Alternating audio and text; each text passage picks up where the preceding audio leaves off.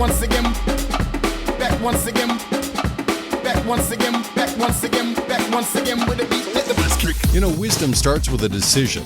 We must first choose to receive it, and then it becomes our constant companion, guiding us on the journey God has called us to. I'm Scott, and this is the Wisdom in All Things podcast. Today's episode, want to be a good leader? Learn to learn. With that in mind, let me ask you a question. Are you disciplined, defunct, or derailed?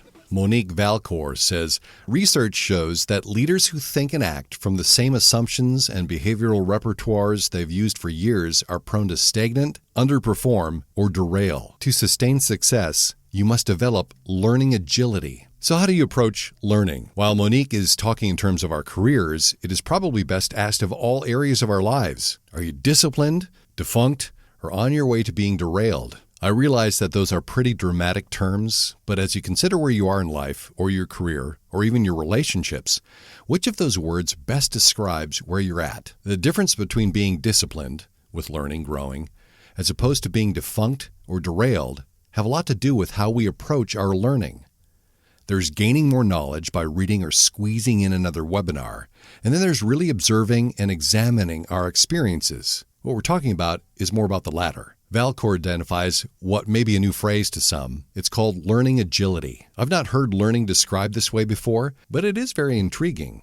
She says learning agility is the capacity for rapid, continuous learning from experience.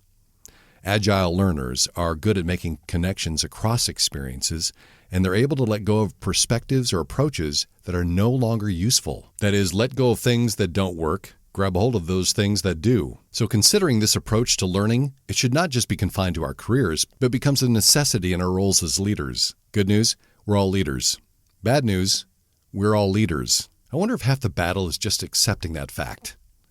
We're all influencers and motivators of either good or bad. No two ways about it, but the choice is ours. In order to be a good leader, we need to commit to being a good learner. So here's an approach to develop learning agility. How bad do you want to grow? Valcour points out this is where it needs to start. We have to want it. And not that we just desire to learn, but that we enjoy the process.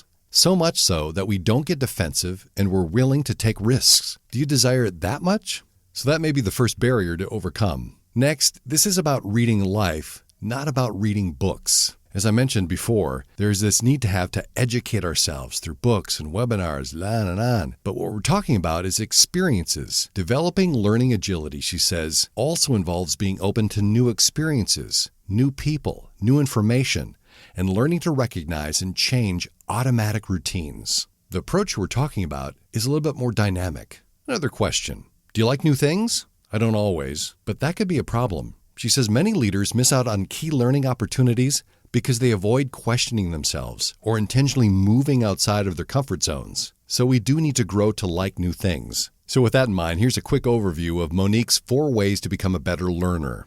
First, get feedback. You may not need to take it as far as having a coach, but get an honest person to provide perspective and help with blind spots. She says, as research on growth mindset by psychologist Carol Dweck has found, if you hold the view that there's always more to learn and embrace the process of wading into unfamiliar waters, you can free your thinking, dissolve your fear of failure, and power your success. The second way to become a better learner is to experiment with new approaches or behaviors. To explore this from a couple of different angles, Monique suggests asking yourself questions such as, what's one thing I could do to change the outcome of this situation? And what will I do differently in the future? You can also conduct thought experiments, unearthing possibilities from trying out a different point of view. So it's experiencing new approaches or behaviors literally or actually, or even just thinking about it from a different angle. Third, look for connections across seemingly unrelated areas. This is a good argument for taking the lessons learned from life, work, relationship experiences, and how that can be of greater benefit to us. Developing learning agility is maximized when we do this. She says, choose a domain you have expertise in, but that's unrelated to your work, and ask yourself how you might be able to apply that knowledge to your current challenge. Number 4, make time for reflection. I'm seeing this come up more and more. Something recently I read pegged Warren Buffett as someone who spends more time thinking than doing. Here's how to put doing less to work for us. She says a growing body of research shows that systematically reflecting on work experiences boosts learning significantly. To ensure continuous progress, get into the habit of asking yourself questions like, what have I learned from this experience? And what turned out differently than I expected? So Monique's 4 ways to become a better learner include getting feedback, experimenting with new approaches or behaviors, looking for connections across seemingly unrelated areas, and making time for reflection. A little discipline toward this could not only go a long way to keep us from being defunct or derailed, it can also mean that our leadership will remain impactful. If you go to wisdominallthings.com, look for this article, Want to be a Good Leader? Learn to Learn, there's a bonus article. As you venture into developing your learning agility, I've got a list that provides a very good cross-section of approaches to stimulate your thinking and learning. That's at wisdominallthings.com, where you can listen to more podcasts and read other articles about wisdom, or get signed up for the email version of this. It's at wisdominallthings.com.